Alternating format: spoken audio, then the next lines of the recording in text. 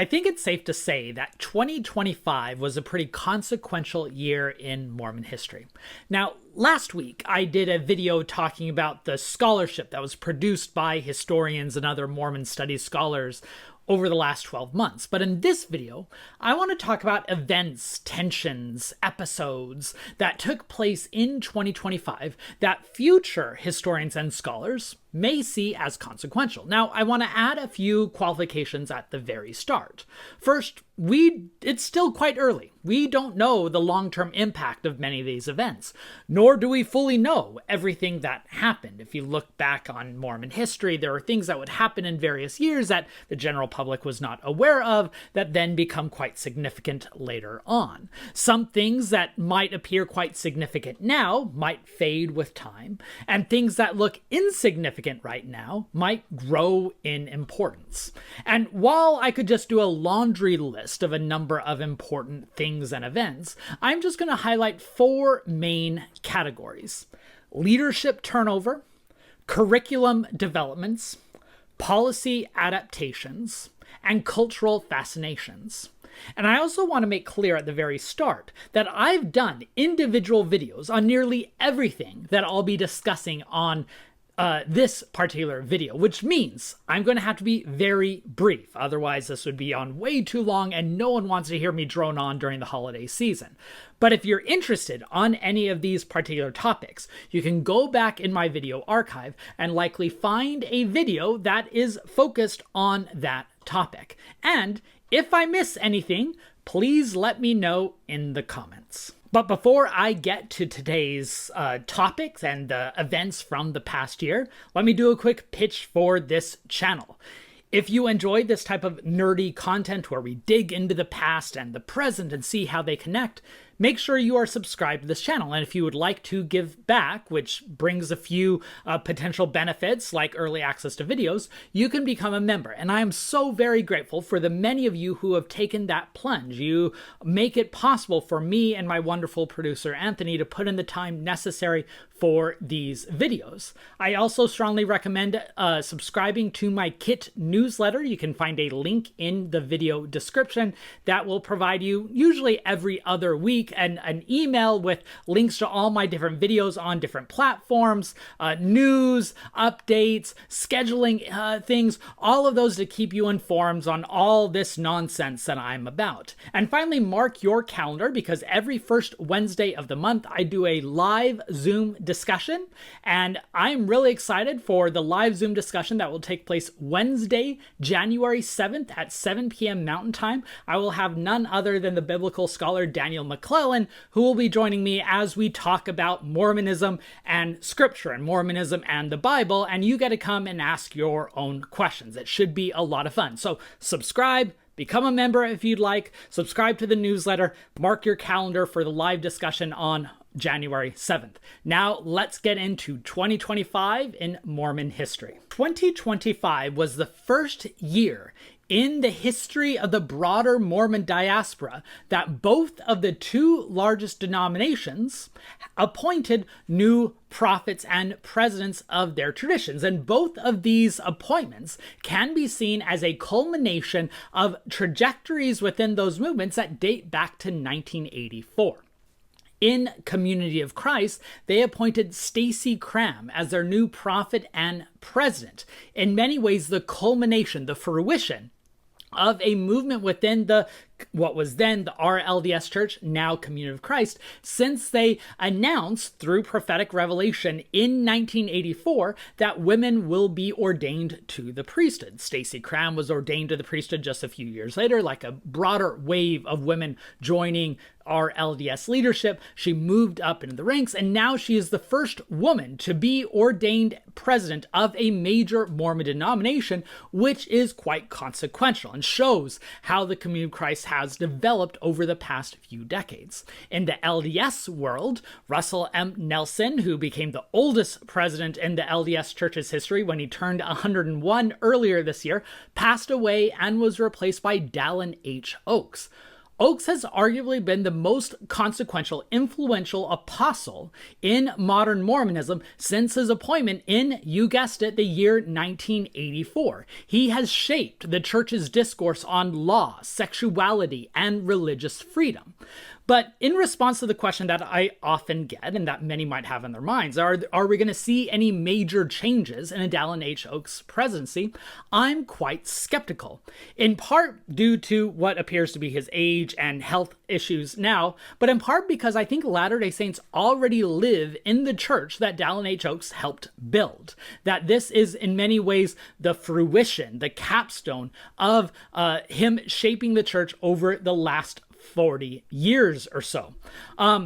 Though I should emphasize, I could very much be wrong. I think very few people were expecting the major changes at the start of the Russell M. Nelson presidency, so maybe this will be a surprise as well.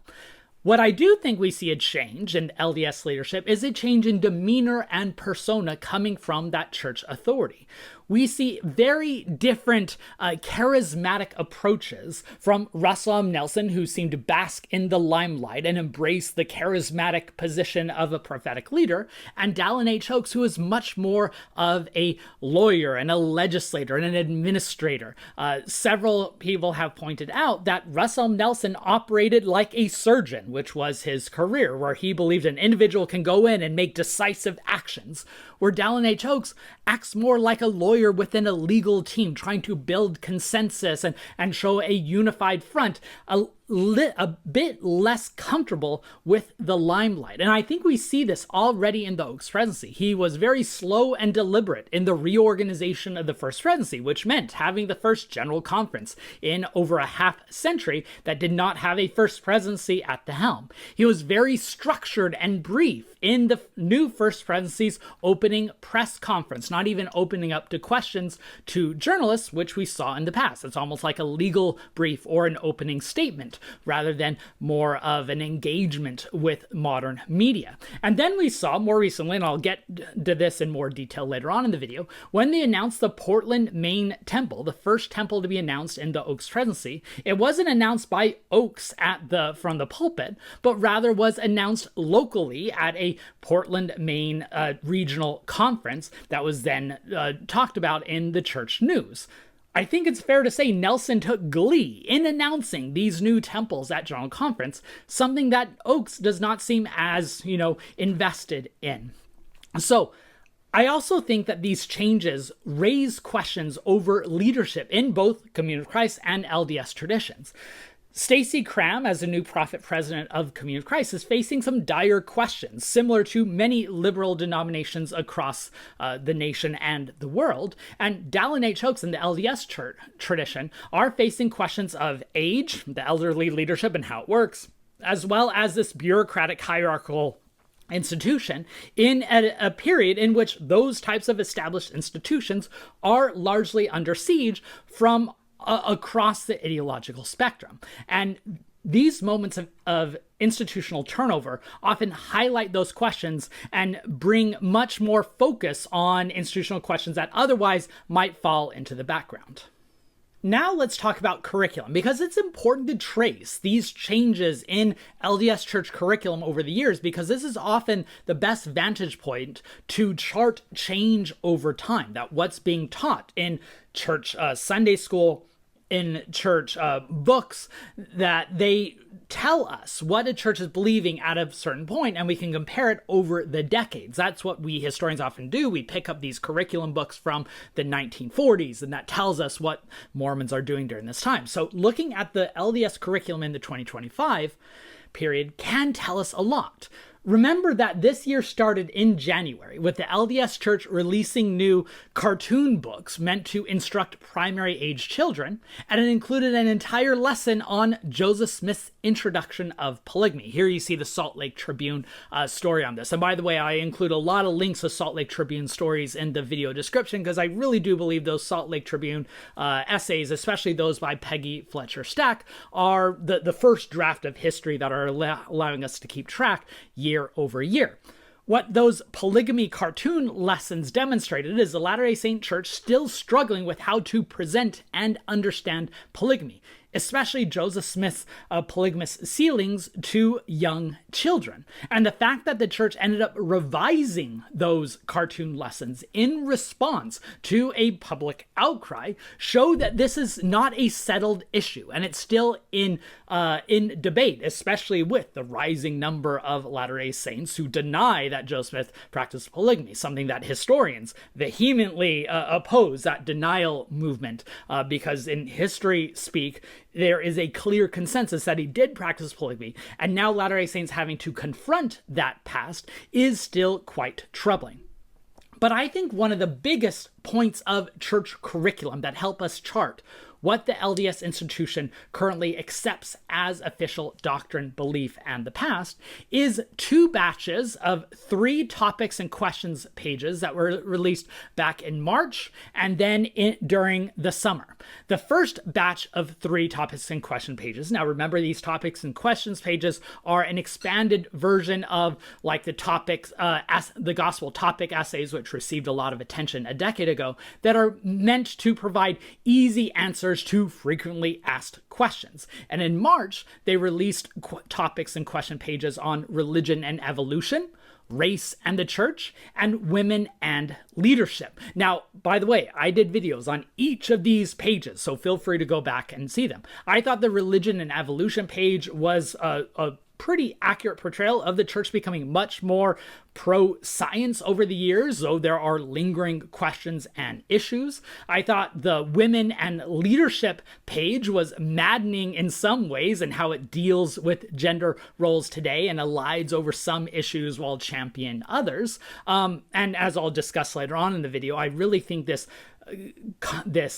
contest between LDS patriarchal discourse and the predominance of gender equality is an increasingly point of clash and tensions in modern Mormonism, and I thought that Q&A page embodied a lot of those central tensions. And then with the race and the church page, I actually saw that not as a current box that captures where the church is, so much as a retrenchment away from where it was just a few years ago. I think that page on the race in the church is actually more conservative than their gospel topics essay on race and the priesthood, and it's definitely walking back a few key points that I thought were in Paul Reeves' book, Let's Talk About Race and the Priesthood, which was published by the church's own printing press, a Deseret book, just a few years ago. And if you want more specifics, go back and watch my whole video on that. And then during the summer, they released 3 new topics and questions pages, all of which I thought were directly connected to modern day debates and therefore reflect the vibes of the church, if you will, in 2025. The first was translation and the Book of Mormon, in many ways responding to this growing anxiety among some in the LDS Church who do not like scholarship on seer stones and are trying to insist that no, Joseph Smith only used the Urim and Thummim, whereas the historical evidence is clear that he used the seer stones, and the church is trying to push back on that while embracing the modern scholarly consensus on the translation process of the Book of Mormon. Then we have Joseph Smith and polygamy, and that page specifically is responding to the growing Joseph Smith was a polygamist denial movement. A topic that I could go on and on about, but I'll just emphasize that I think it is a reflection of the modern LDS anxiety, a response, a kind of a backlash against the scholarly consensus, because the Joseph Smith of history does not match the Joseph Smith of their devotional hagiographic imagination. And what do you do with that dissonance? Well, the simplest way is to deny it, and that is why we're seeing this Joseph Smith polygamy denial movement, and I think this topics and question pages is a response to that. And then finally, closely connected to that is the Joseph Smith's character page, trying to defend. Now, if I'm sympathetic to the church's pages on the translation of the Book of Mormon and Joseph Smith and polygamy, because those pages are bringing the church closer in a line to the scholarly consensus. I thought that Joseph Smith's character was moving the church in a different direction, trying to preserve this pristine Joseph Smith who can sin in theory but not in practice. And if you want to see my whole 30-minute rant on that, you can go back to that video. But I think that Joseph Smith's character is in some ways trying to counterbalance the challenging issues in Joseph Smith and polygamy and the translation of the Book of Mormon with still a Joseph Smith that's worthy of prophetic leadership. And if that wasn't enough, the year closed by just this update on church curricular instruction that members are no longer restricted from using Bible translations outside of the King James Version. In fact, going further and encouraging members to use translations outside of the King James Version for their personal study, while still maintaining the KJV as the official church Bible used in church settings. I will have a lot more to say on this in future videos, including the January 7 live discussion with Daniel McClellan, which I hope all of you will join.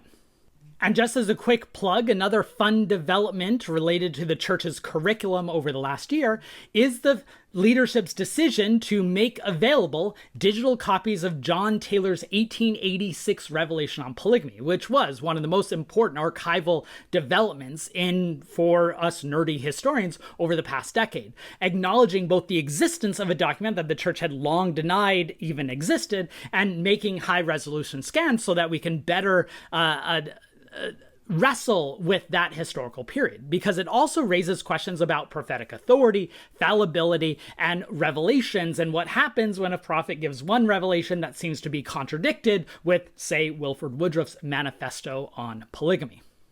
Now let's talk about some policy adaptations, meaning what did the institution change over the last years? And let's start with Brigham Young University, because as I've said in several videos, Brigham Young University often serves as a petri dish for the church because it's something that they can control. They can control who works there, who attends there, how money is spent there. So we can see their anxieties that might be worldwide on a very local stage. And the year started out with a very in-depth, riveting, and very important long-form journalistic piece by Peggy Fletcher Stack at the Salt Lake Tribune on the retrenchment taking place at BYU, where they are restricting what faculty and students can do, especially on issues of gender and sexuality.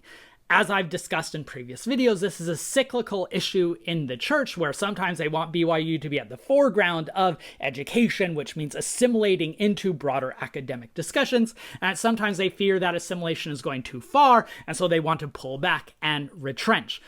This is something that's been going on for over a century. You might want to go back and see my video on the 1930s Chicago experiment and the BYU professors who were sent to embrace modernist scholarship only to then be rejected back home. The year ended at BYU with lots of attention on their athletics program, which also required fundamental changes to, you guessed it, assimilate into the broader world. AJ Debnsa, the star basketball player, the highest recruit in the nation, signing with BYU despite not being Latter-day Saint, because BYU is pouring money into the program. They have a pro coach in Kevin Young. Speaking of coaches, you have Kalani Sitake, the coach of BYU's football team, who was being courted to coach at Penn State, one of the blue blood programs in the nation, and then was given a massive financial raise to stay at BYU, which goes into tension with the very things that BYU administrators have been saying, that we're not going to be paying top dollar. We are more on principle rather than money. But we see with those sports programs and the success that comes with it, this anxiety of assimilating into broader culture. Go back and watch my video on the BYU basketball book, Game Changers, Debnsa, if you want more on this dynamic.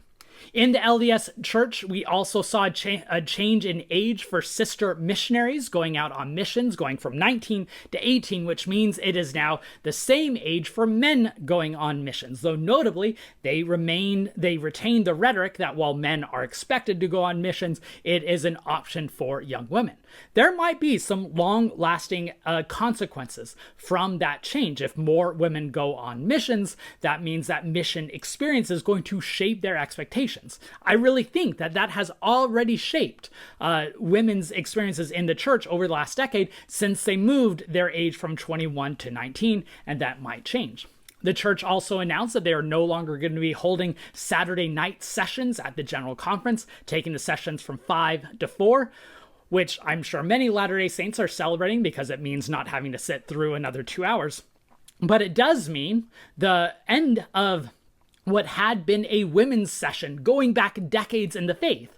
And so there will be fewer women speaking at LDS General Conference sessions as a result of this, unless they change the expectations of who will be speaking at the 4 main General Conference sessions. The church also announced a rise in both missions and missionaries, that they're expanding their missions abroad, in part due to more young men and women going on missions, a number that I expect to surge even further with the change in sister missionary ages. Compare that to temples, where we had a massive growth during the Russell M. Nelson era, where nearly every LDS congregation, it felt, was getting a temple. You get a temple, you get a temple. But then at Dallin H. Oaks' first General Conference, he announced that we're taking a pause on temple building because we have so many to already build. But then, a couple months later, as I've already mentioned in this video, he announces, or he has a regional authority announce at a Maine regional conference, the construction of a temple at Portland, Maine.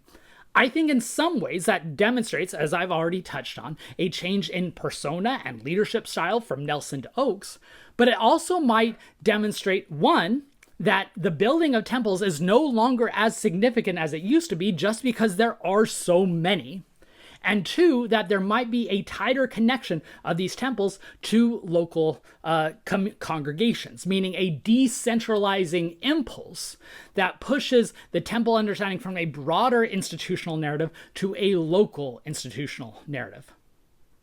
And for the final point of discussion, I want to talk about the cultural obsession on Mormonism, the long-lasting Mormon moment, so to speak, of how many Americans are still fascinated with the Mormon faith and what it tells us in return about American society, because Mormons are often used in a way that they reflect, they mirror the anxieties, the tensions, the priorities that are placed on Mormons. Mormons are used as tools, as puppets, to tell us the broader American story. And I think it's clear that the major point of cultural obsession with Mormons remains the reality TV genre, which is not only staying strong, but expanding. You have The Secret Lives of Mormon Wives, which not only had seasons 2 and 3 in the last year, but we have the expanding Secret Lives universe, with Taylor being appointed as the new Bachelorette, Whitney and Jen going on Dancing with the Stars, but then Whitney going on to both performing on Broadway and in a Lifetime movie, I guess.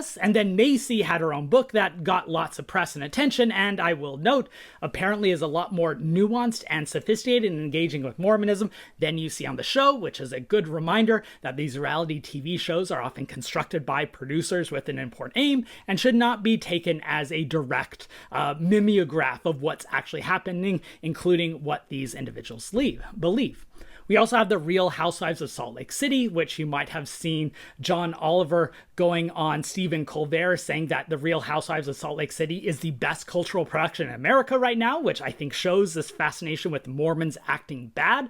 And while that show has seemed to be engaging with Mormonism less and less with every season, we did see one of the key characters, Heather Gay, producing her own documentary, Surviving Mormonism, which went out on Bravo, which shows, I think, this fascination, what we see with the current Mormon moment, which is wanting to see these Mormons on the margins, either as progressive Mormons or as ex-Mormons. This fascination with hypocrisy and the risque, and especially, I would say, the convergence with capitalism. If there's anything that these shows tell us, it's that these women capture American acceptance due to their embrace of capitalism and performing these risque sexualized versions. And connected to the Mormons on the margins and Mormons acting bad, we had the Hulu documentary on Ruby Franke, which goes into a longer line of Mormons fitting into these true crime documentaries. We also saw in Hollywood and Mormonism and the convergence between those two in the last year, the Netflix show American Primeval, a counterfactual story connected to the Mountain Meadows Massacre. That, as I wrote in a story over at Religion Dispatches, I did not have this channel yet, so I didn't do a whole video on the series. This show was not meant to be literally historic or historical. It takes wide swings away from the historical record, in some ways making the Mormons appear softer. Mountain Meadows Massacre is definitely played a lot less grisly, and in some places making Mormons appear more two-dimensional villains. It's based on this fascinating hypothetical of what happens if someone would have survived the Mountain Meadows Massacre. How far would the church have gone to silence that voice?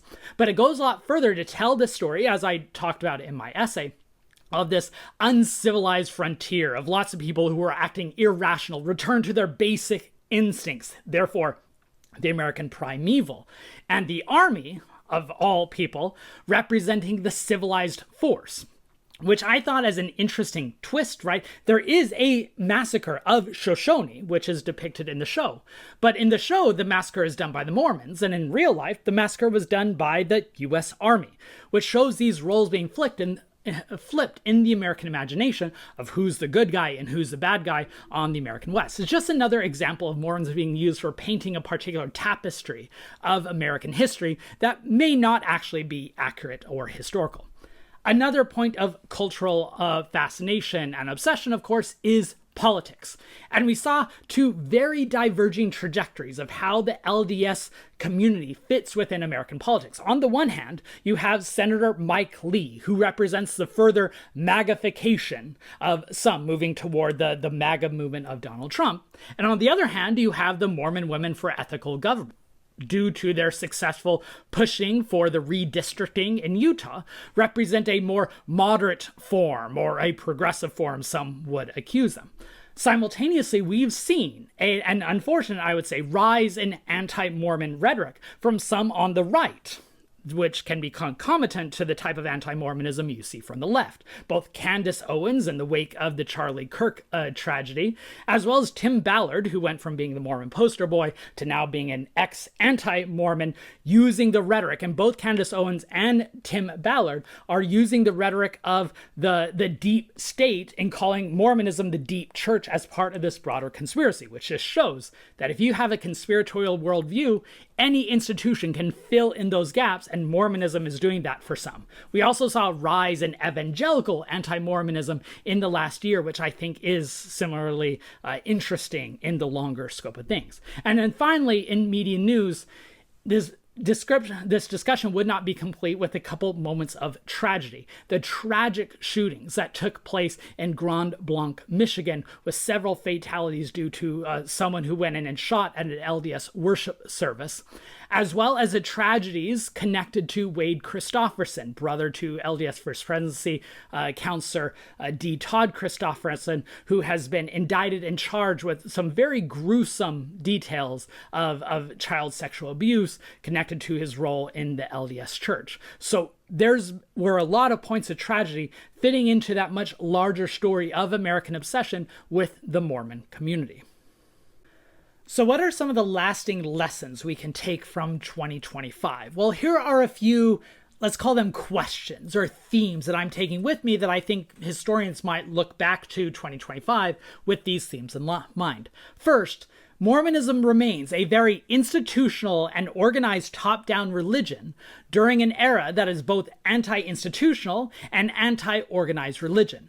While religious disaffection has mostly stagnated since the 2020s, overall, religious affiliation has remained in decline for a half century at this point, and society is increasingly anti-institutional in their anxieties and allegiances, which means the LDS Church is an outlier, and I don't know how long that's going to remain the case. Second, cultural allegiances. The nation, and I'm speaking primarily in the American context because I'm an American historian, the American nation is becoming increasingly partisan and divided. Dallin H. Oaks himself, before taking the helm as the church president, has expressed angst over the hyper-partisan climate, actually pushing back on what he sees as some right-wing extremism that, of course, goes back to his common pushback to left-wing Mormonism. So how does the LDS Church continue to operate in trying to be a moderate bridge-building force in a world where that type of space is no longer as possible? And further, I'm seeing a dissolution of what used to be the exceptional Mormon position, and less distance being between white evangelicals and white Mormons, and I'm curious if that's going to continue. Third, we're seeing continued fights over religious authority and democratized knowledge. The church is continuing to have to respond to the proliferation of knowledge on the internet and these competing debates over truth and history, which I don't see going away anytime soon. And if anything, with this new anti-institutional impulse and the rise of conspiratorial thinking, I think the church is going to have an even harder time trying to control these boundaries of what's accepted and what's not. And then finally, it's gender and sexuality. The LDS Church, for a long time now, has been one of the few venues in which patriarchy is seen as a good thing and not a bad word. In most spaces of the United States now, when you call something patriarchal, that's usually meant as an insult, and yet it's still at the heart of the LDS tradition. Yet, we are seeing a rise in misogynist rhetoric and a pushback to traditional gender roles in America. And I wonder if some Latter-day Saints are going to see a convergence between the LDS tradition and these hyper-masculine return to traditional gender roles impulses. Because simultaneously, women are leaving religion in large numbers. Last year was the first year that the Pew Religious Landscape Survey showed that men were more likely to identify as religious than women in America, a trait that is also found within the Latter-day Saint tradition, which is a massive change from what used to be taken for granted that women were more religious than men. And I have lots of thoughts on why that might be the case. But in general, I think many women, both inside and outside the LDS Church, are seeing this dissonance between the broader American acceptance of gender equality and the gender subjugation that they find within religious institutions, something else that fits into that broader anti-institutional impulse. And then finally, the issue of sexuality, whereas sexual equality of homosexuality is becoming so ubiquitous in American society, and yet the LDS Church has continually said that this is the hill they are willing to fight on. And I don't see that balance lasting for a long time, so I don't know what's going to happen there. How will the Mormon community respond, in other words, in these increasingly acceptance of mainstream norms of gender and sexual equality, while still maintaining their commitment to what they see as eternal truths? And there you have it. That's my recap of what I see as some of the central figures and events and developments and tensions in the Mormon diaspora in the year 2025. I'm sure I missed a lot. If I did, or if you think I'm clarifying things wrong or contextualizing them or seeing things as consequential that are not, or overlooking some things that you believe are consequential, please leave them in the comments. I would love to see what you think. I also want to take this time, since this is the last video of the year for me before we move on to 2026, to thank all of you for cultivating such a wonderful community. I am amazed that anyone wants to listen to me nerd out on Mormon history, religious history, political history, and the fact that so many of you are willing to suffer through my voice and my looks to listen to this over-nerdified, geeky history just warms my heart. So thank you for the wonderful year that it was in discussion. I know we don't agree on everything. I know many of you think that I'm heretics, or a heretic, or an apologist, or a blind academic. That's all true, but I hope we can have these dialogues on this channel. I hope all of you are having a wonderful holiday break, and I hope all of you remember that history has never been more relevant than it is today, which is why these types of conversations, these wrestlings, these struggles are so important, because they are the heart of the variety of communities to which we participate.